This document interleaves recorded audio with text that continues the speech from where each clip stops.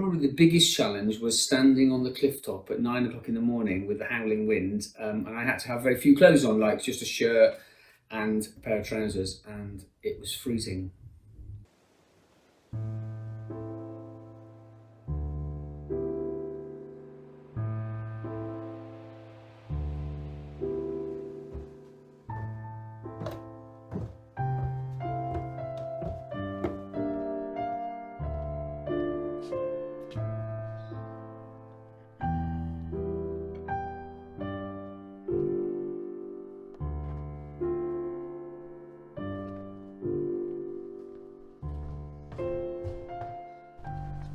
Bill, you gotta stop this. Do you hear? It's been 15 years now. Will you promise me, Bill? Will you promise your wife has asked you? There.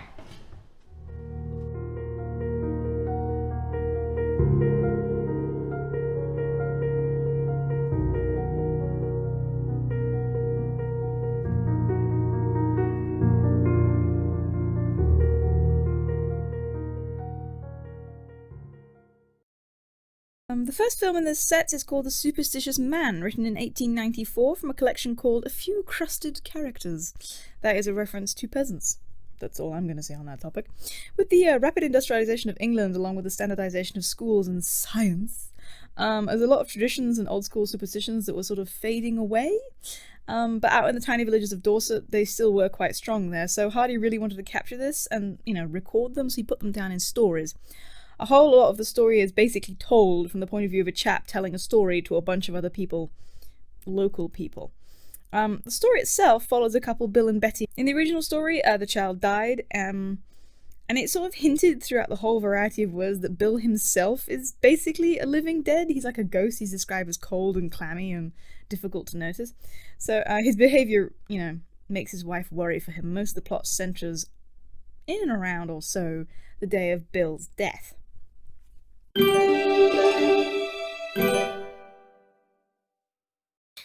I played the character of Bill in Superstitious Man, and he was a quarryman.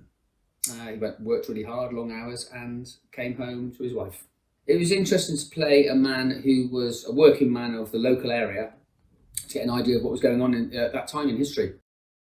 So I play Betty Privet in the Thomas Hardy, The Superstitious Man story, and I love playing Betty because she's really strong, she's stoic, but she's really full of grief, and she's had a life of domestic labour, but she can still connect to her loving feelings for her husband, and she can connect to other people and on a spiritual level.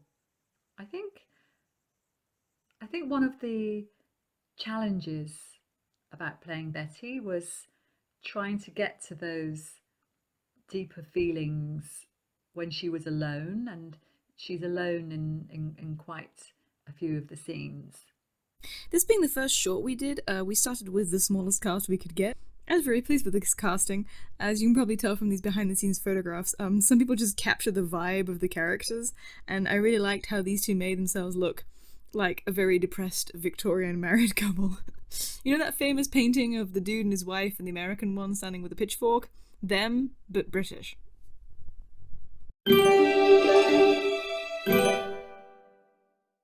The original was fully narrated by a local individual to his friends. He was the one saying the dialogue, doing all the things.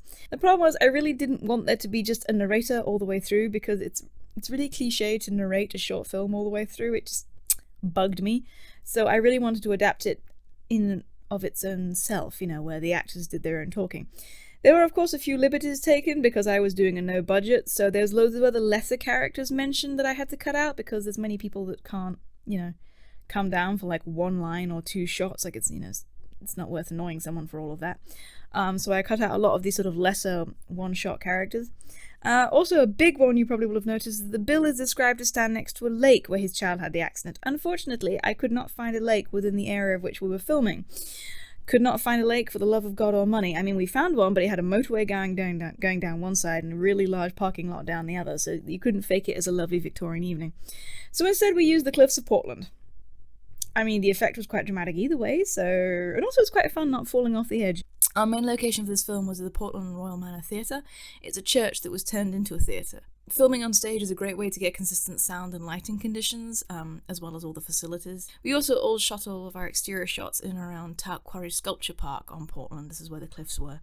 It has an astonishing variety of scenery because you've got all the piles of rocks and different ones have done different things. You know, you get greenery, small forests, just sort of desert scree, loads of ideas, and such a very limited small area. And also, if you're clever, you can avoid the rather bad winds that you get on Portland by going down like the dug down paths.